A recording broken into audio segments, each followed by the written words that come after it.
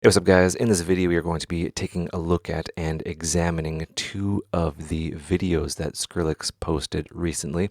What they are his tracks being played within his Ableton Live project file and is being screen recorded. And there's some interesting things that I have discovered from within it. And I'm just fascinated by him. He has a very unique sound, and it's quite revealing and exciting. And a lot of things have kind of been demystified for me, kind of personally, because he's never really done this before, as far as I know.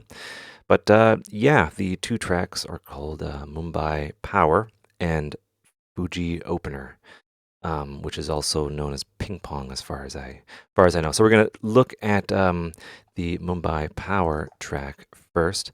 I'm gonna open it up in VLC player, and I pause there. So this is what you would call a desktop, and for some reason, there was the decision to, you know, actually double click and open the file, which is kind of interesting. And you got to charge your battery, bro. But yeah, this kind of showed the opening of the file, and then they jump cut to right when the track loads, right when Ableton loads the track. There's quite a lot going on, so it would have to, load quite a bit. It probably took a tiny bit, but yeah, kind of interesting to me that that was a choice. But yeah, so double click, open. You can actually hear the double clicks for some reason. But then it's recording the desktop audio after that. So this is not Skrillex's computer.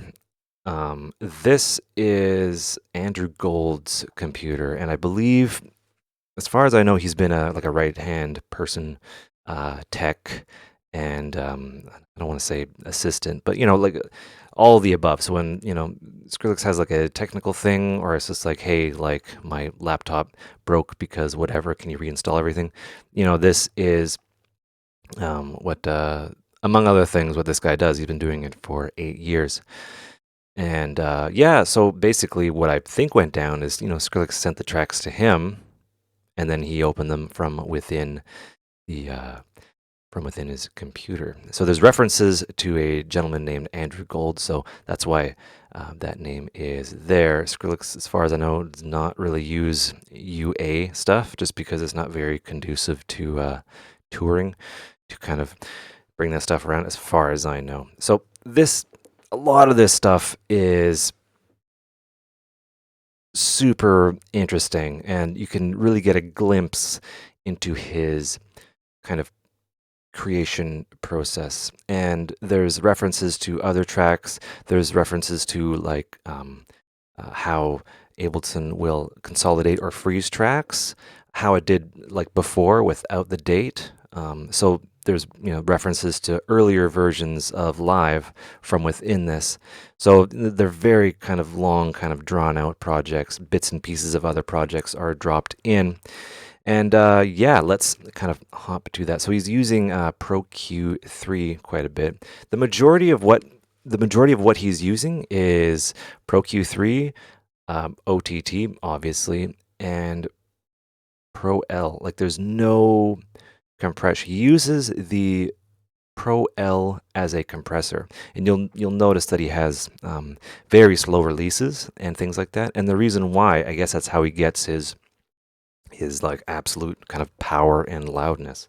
Um, there's a lot of super super clever things in FabFilter's limiter, and yeah, a limiter basically is a compressor. It's just way more kind of aggressive, and there's samples that are offline, things that are moved around, pasted together, and kind of Frankenstein together, and that's how he kind of comes up with his ideas. So you'll see a lot of tracks kind of deactivated. That is why. And yeah, stuff like that. So let's give it a little bit of a play. You can hear the clicks. Kind of cute.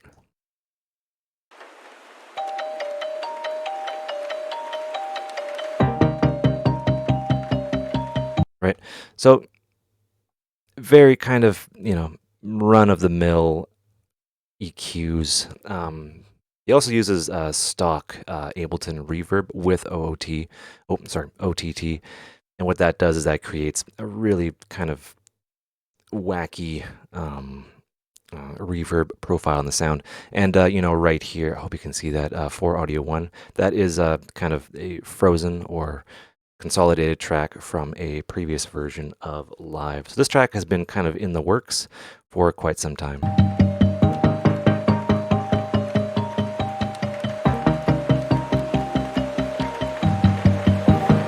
Right. Nothing too super revealing in terms of track names and titles, but there's some stuff going on. In Ableton, when you mouse over a clip, it will reveal its location and the file name in the bottom here.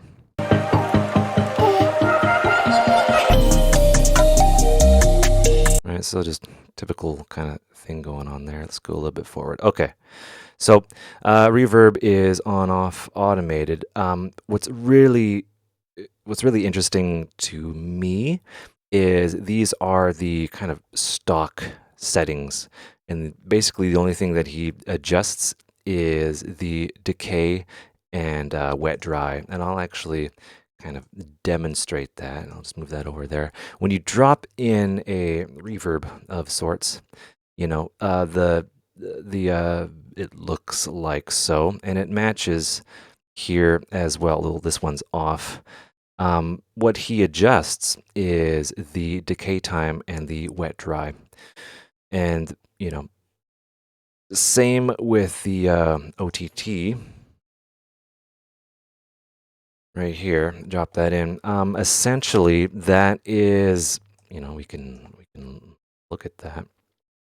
It is essentially kind of stock, and that's why OTT is super famous for, is its usability in modern music. The amount is at 50%, but essentially that's what's being used. And then there's a shelf EQ at the end here. It's not rocket appliances.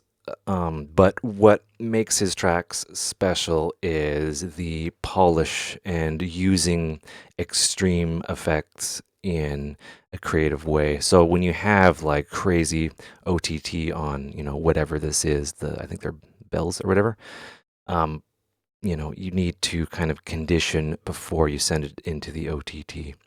And, that's grouped so we can kind of turn it on and off. There's a lot of just on-off automation, right? Nothing super crazy. Reverb on-off, OTT, or no, EQ and OTT. The chain is on-off, things like that. And then shelving to kind of clean up that high end.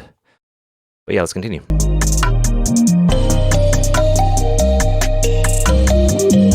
Right, so it's kind of, accentuating that area there before it's being fed into the multiband compressor. And then, that top end is shaved like so. Okay,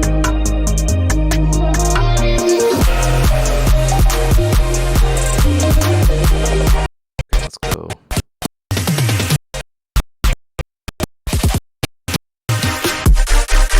Right, plugins are put in there and then kind of not used. And this is, very kind of common to audition and kind of test things out for, how we kind of go about things is, testing the mono compatibility or just what sounds sound like in mono. He obviously did, you want to listen to the right channel, things like that, overall gain staging, just to kind of see what it sounds like. Drops in the Valhalla shimmer, and then tried some EQ stuff and, turn it off. And you deactivate things because, the track is being built and you got to try things out. You have to make things kind of briefly fit, and then you deactivate, you do something else. So things kind of get left on the cutting room floor in a way. And really, really interesting is maybe, this sound was heavily stereo. So he wanted to kind of be more, I guess, center. So he's trying to figure that sort of thing out. And he's super gentle mid-side EQing here, which is taking out the side material and collapsing that down. But this is really cool. There is Pro L on a lot of channels, and it's used as essentially a compressor with, it has a sound.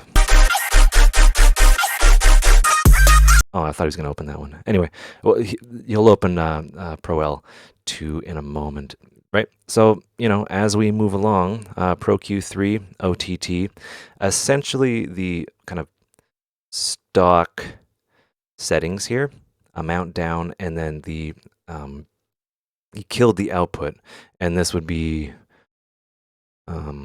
whatever that track is, things like that. The reason why things are in groups is because it's easy to activate and deactivate things on the fly. So, a lot of EQ work here. I think, yeah, you did some dynamic EQ. Yeah. All right, so dynamic EQ for those really wacky kind of harmonics. And this is, there's kind of a peak here that might have interfered with something else, using linear phase medium, things like that. And, what this does is, it's kind of acting as a de-esser, but for a dialed in kind of frequency. And there's a lot of this. I'd be interested to hear what this sounds like before this processing, because it's very tight notches, and we're looking at maybe, I don't know, like 5 dB of gain reduction here. But anyway, let's move on.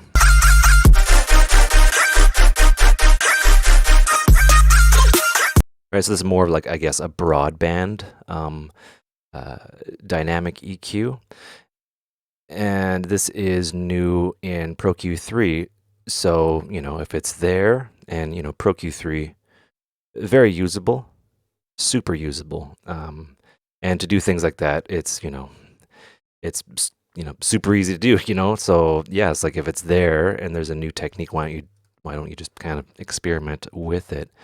And it's a testament to technology kind of driving the medium forward. Using these new ways to do things within plugins that you're comfortable with kind of brings your production to a different thing. Right, so it's a very kind of chaotic sound there. Oh, this is super interesting. Oh, that I don't think that was it. That was a very kind of gentle. So you notice he has a very slow release.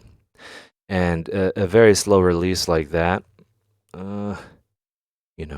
will give you some pumping effects, which might not be too desirable when you're mastering. But if you have, lots of little elements everywhere, like, this will kind of shape them in a pleasing way. And it reminds me of when Justice came around, they were using heavy compression, but it was as an effect. It was really fascinating. Anyway, let's continue.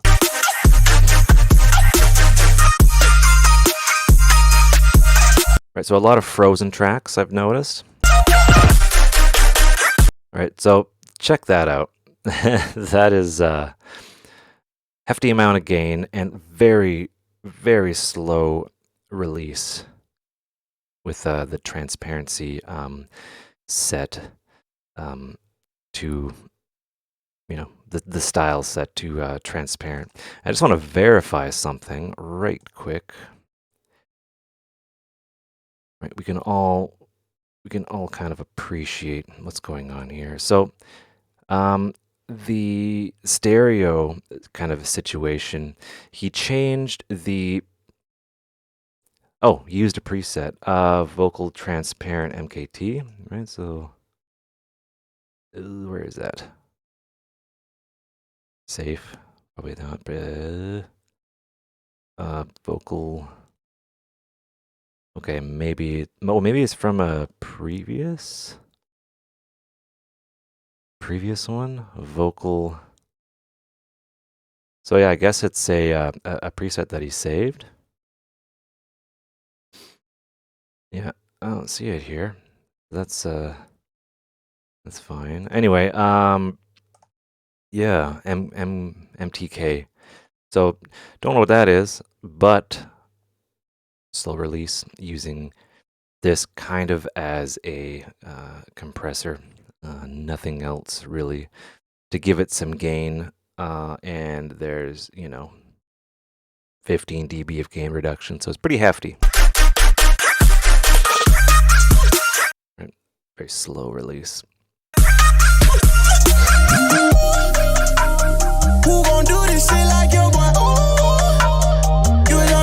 Where are we? Okay, this part's really interesting. This is a vocal chain. I can't necessarily see which chain is what, but I think there is some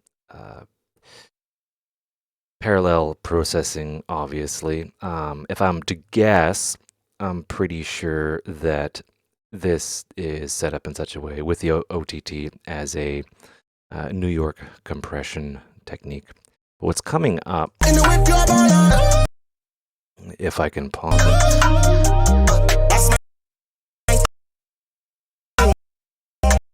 Oh, there it is. So, look down at the bottom. This was really fascinating to me. So, Beam, the vocals are .mp3,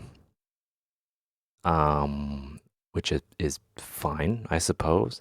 But that is pretty interesting to me that some of the vocals here are wave, some are MP3. I don't know why. If I had to guess, maybe there was an early demo or something, an early idea, and there was a particular processing. Maybe that file was lost, and you wanted to use it, so you just plopped in the MP3 because that's all you had. I don't know, but I find that to be interesting. And then there is, Andrew Gold's laptop here. So yeah, you'll see references to him all over the place. But yeah, this is that's pretty interesting to me that it's an MP3. It's like one of those interesting finds. But you can there's no rules, and if an MP3 has like a natural compression to it, maybe that's why it was used. But yeah. Right, and essentially stock OTT and some parallel stuff. I think this is the same channel as before.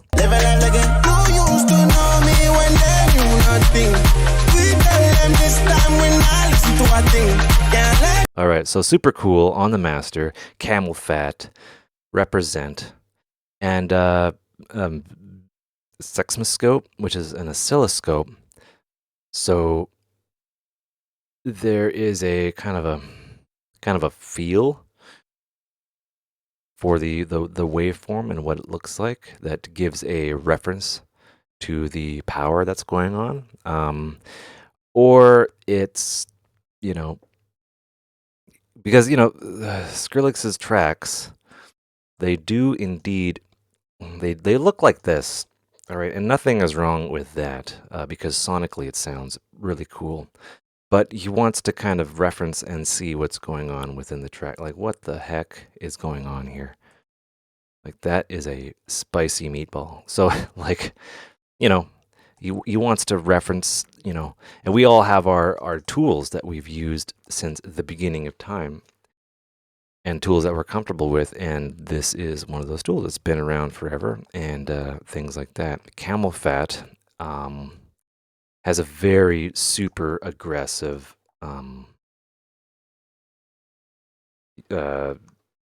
compression ratio thing with the compressor and even the distortion as well. And this contributes and has contributed to Skrillex's sound for many, many years. So yeah, let's continue. Yeah, so just a little tip, if you don't want that window to pop up every time, just hit X out the show at startup. But yeah, showing this. Yeah, that's cool. We all know that there's, you know, Skrillex's tracks are pretty loud. It's pretty heavy metal. It's pretty rock and roll. But you know, it's good to see, I guess.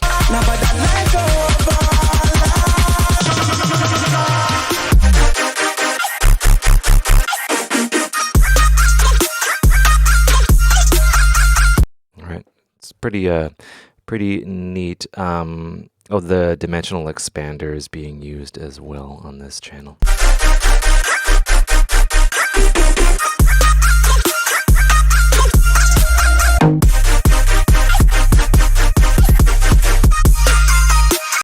What I miss? Not a whole lot. Using the amp wet dry, you know, stock setting of OTT, right? Nothing super magical there, and just EQ shaping. You know, sort of the 48 dB per octave roll off, things like that, and then even more roll off.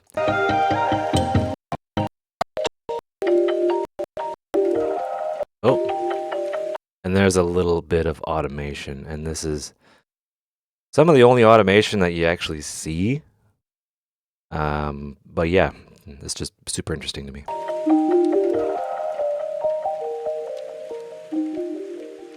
Right, not using the auto filter, using EQ8, and that has a particular sound as well. All right, there's that. Let's look quickly at, it's Friday now. Let's take a look at this friend. So, you know, this one was created before as per the time. And it's like, yeah, make this at midnight. I don't know. But things were closed down and, you know, reopen it. Right. And then that's obviously sped up. All right. So this track, I mean, this video isn't anything, you know, super special. We only see one channel like rack, and there is, you know, testing mono compatibility on and off, which makes a lot of sense. And then there's isotope insight, which essentially shows a sausage. Nothing wrong with that. Right, but there's some interesting things from within here, and we gotta use our eyeballs to see it. And the first thing that I noticed was track 28 here, O2, Scary Monsters, Scary Monst. And if we look over here, the track is called Time and Sight. So basically, sampled himself. And this is track 02 of Scary Monsters and Nice Sprites, and we can confirm that. Oops. From his, you know, his inaugural release, Scary Monsters, which would be track number 2. So that's super interesting to me. Let me look at my other notes here. Oh, Valentino Khan, which is a DJ guy. One little sample here, and I'll show you. It's like a little woof. Right, just a little thing. But yeah, usually when you drag something in and sample it and stuff like that, it will rename the track to the actual track that you put in there. And even if you rename these right here after you edit and whatever, time ignite, it will essentially not change that, which is pretty interesting. And Ping Pong is what this track was originally called. Also, the redlining is pretty fascinating to me. Also, super interesting, one that I saw almost right away is down here, Freeze Egypt.